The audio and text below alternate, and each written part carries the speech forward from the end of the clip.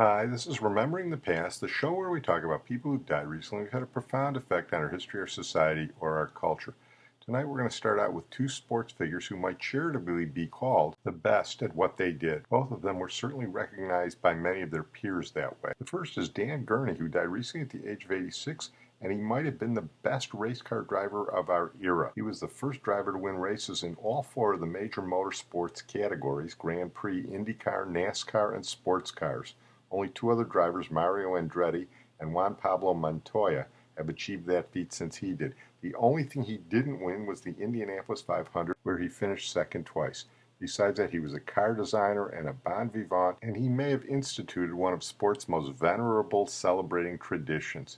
Here's the Henry Ford Museum on Dan Gurney. Dan Gurney drives the #1 Ford. If you're able to be in a position where you're pushing the envelope of known performance, 15 cars have already dropped out trying to keep up with the bright red Ford.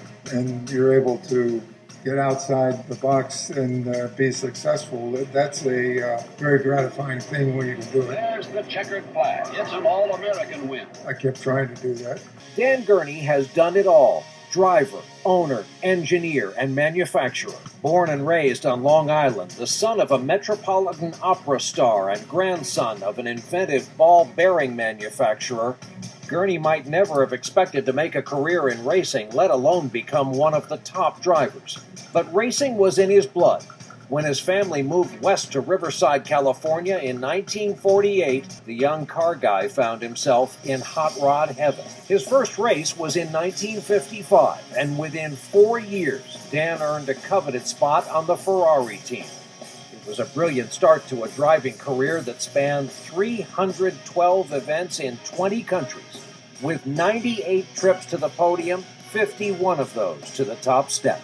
Gurney was the first to win all four of the major motorsport categories: Grand Prix, IndyCar, NASCAR, and sports car. He earned a reputation for skill, professionalism, and fair play among his fellow drivers. I have an awful lot of respect for Dan on the track and off. He's a guy that you drive right up next to any time and know that he was going to make every effort not to touch you or bump you or anything like that. He was a great ethical driver, and I liked racing against him a lot. In 1962, Ford Motor Company chose Dan Gurney to premiere its Mustang 1 at Watkins Glen and Laguna Seca, kickstarting Ford's Total Performance campaign. The campaign climaxed at Le Mans in 1967, when Gurney and A.J. Foyt drove a Ford Mark IV to victory at racing's most prestigious event. Gurney's cool, competent style was well suited to that 24-hour race of attrition.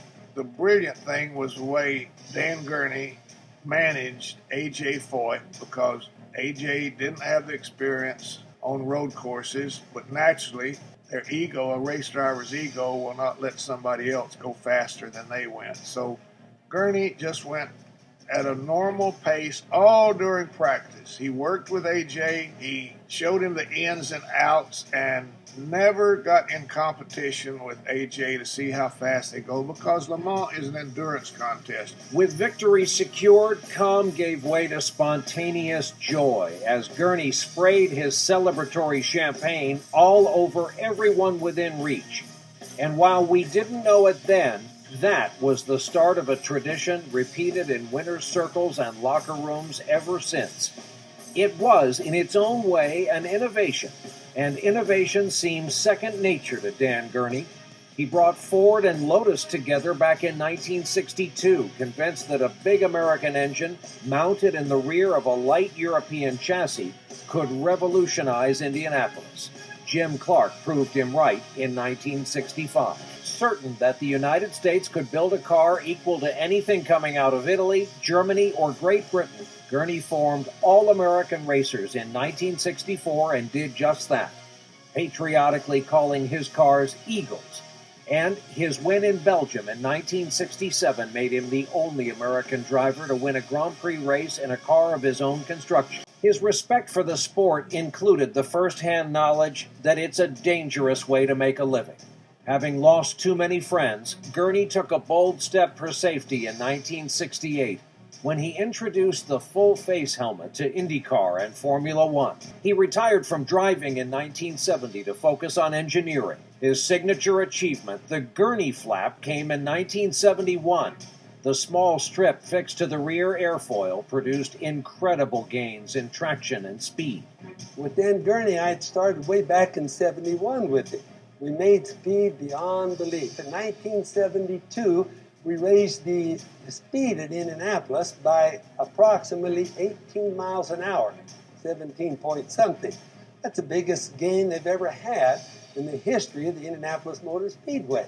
The breakthroughs continued. In 1980, AAR built the first rolling road wind tunnel in the United States, made using a belt sander and a fan. The low-slung Alligator transformed motorcycles in 2002. And the radical Delta Wing of 2012, with half the weight, half the drag of a conventional race car, proved that AAR is still building at the cutting edge. From the young California hot rodder with a mechanical knack inherited from his grandfather, to the Renaissance man of American racing, Dan Gurney transformed motorsports worldwide. I don't know if it's actually true that Dan Gurney was the first one to spray champagne, but it makes for a good story. Well, we're going to move on now to another guy who was the best in the business, and I can say this firsthand. Doug Harvey, who died recently at the age of 87, generally acknowledged to be the best baseball umpire of our generation. He umpired for over 30 years in the National League. I was working at Wrigley Field when he was umpiring.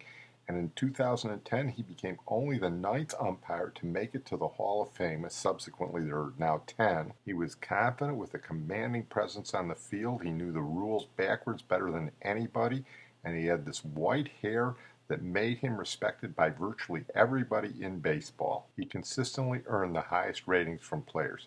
Here's Major League Baseball on Doug Harvey. For a generation of players and fans, he was behind the plate for Game 1 of what seemed to be every important series, readily identifiable by his shock of white hair and commanding presence. Doug Harvey umpired in the National League for 31 seasons, building a reputation for excellence and earning the respect from players, managers, and fans.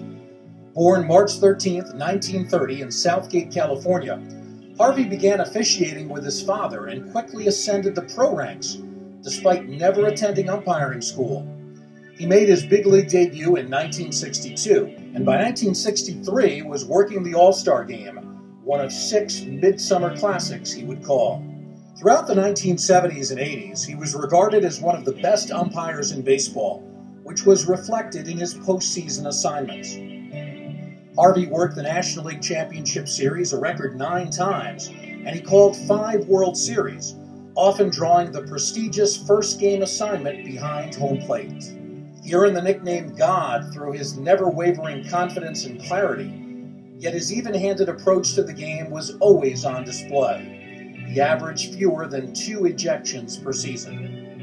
Committed to making sure the game's rules were administered without bias during each of his 4,673 big league games, Doug Harvey became just the 9th umpire inducted into the Hall of Fame when he was enshrined in 2010. Well, as the report said, Doug Harvey was at the plate for some of the most important calls in baseball history.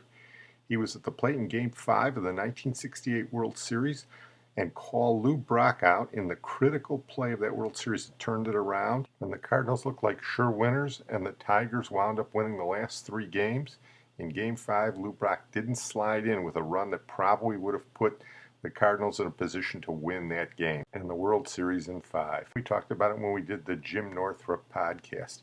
Here's Doug Harvey talking about it. Well, Lou Brock missing home plate. To this day, I called him out for missing home plate, and the commissioner took an hour after the game before we could fly on to St. Louis, and he came in an hour later and said, send his man. His man pounded on my back and told me, Harvey, they can't prove you wrong. We looked at it for an hour, and I stood up and told him, well, what the blank are you trying to prove me wrong for? Because it hit me and hit me bad. Why is the commissioner's office trying to prove me wrong? And that's the way he said it. We tried to prove you wrong and can't. I don't need that manure. Hell, I told him I knew he was out. That's why I called him out. You could look at all the pictures in the world, and I'm the only one in this world that knows that he missed home plate. That's how close it was. And they have no pictures of it. They have pictures of, they have some pictures that they claim is the correct picture, and it shows him about a quarter of an inch off the base.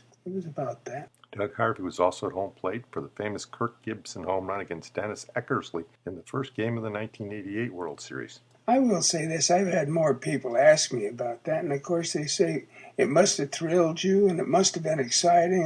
No, you don't understand. I'm an umpire. None of that stuff thrills me. None of that stuff excites me. I'm a professional baseball umpire, and that's what I do for a living. And no, I didn't get excited, and ever.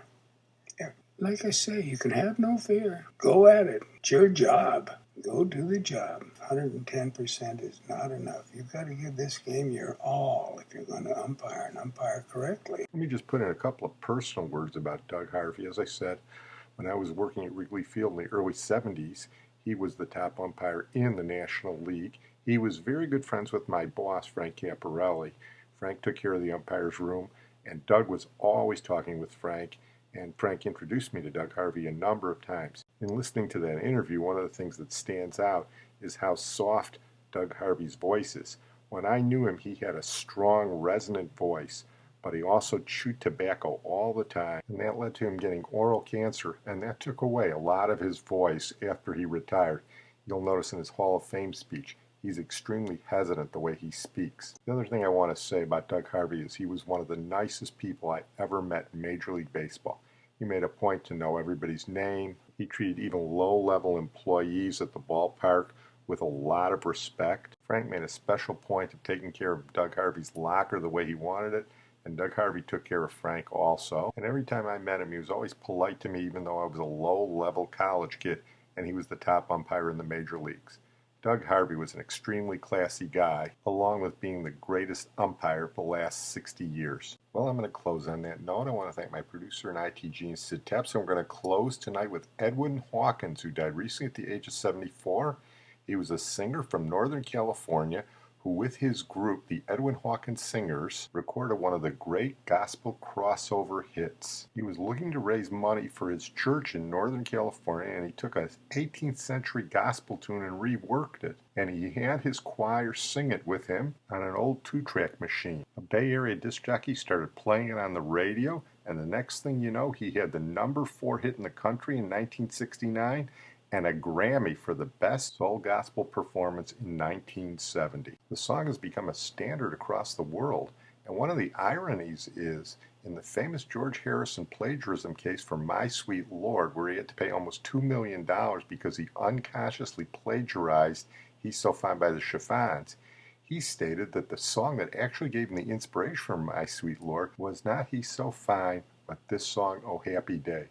There have been a number of covers, and we're going to play 2 covers by singers who could sing a little gospel, even if that wasn't what they were best known for. Here's a cover of Oh Happy Day by Mavis Staples and Aretha Franklin. Oh, happy day. Oh, happy day. Oh, a happy day. Oh, happy day. When Jesus was. Oh, we was. Now when Jesus was.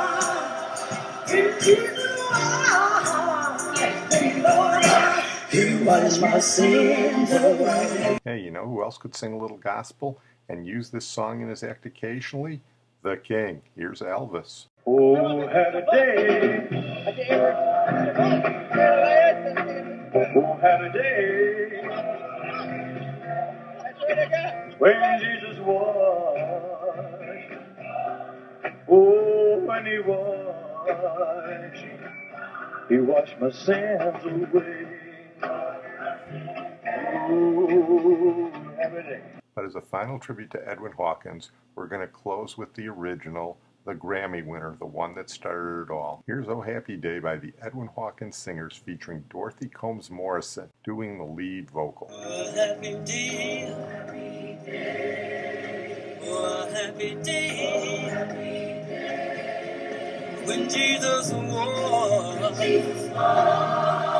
Oh, when he was. When Jesus was. sins away.